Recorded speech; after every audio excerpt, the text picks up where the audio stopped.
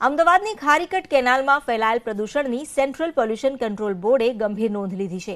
ઓઢવના કપિલ દેસાઈ નામના કોંગ્રેસના કાર્યકરે સીપીસીબીનું ધ્યાન દોરતા સીપીસીબીએ વધુ પુરાવા અને સ્થળની માહિતી માંગી।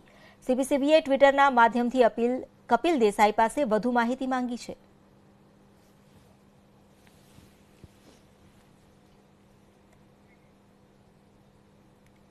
ખારીકટ કેનાલમાં જે પ્રદૂષિત પાણી અત્યારે વહી રહ્યું છે તેને લઈને વારંવાર પ્રશાસનને રજૂઆત કરવામાં આવી છે, તેમ છતાં કોઈ નિવેડો નથી આવ્યો આ સમસ્યાનો।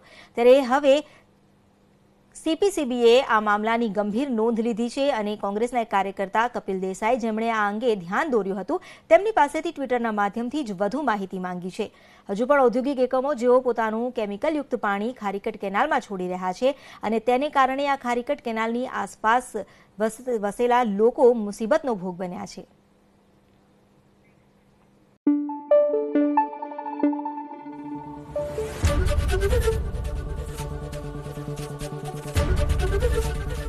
एबीपी अस्मिता, गुजरातनी अस्मिता।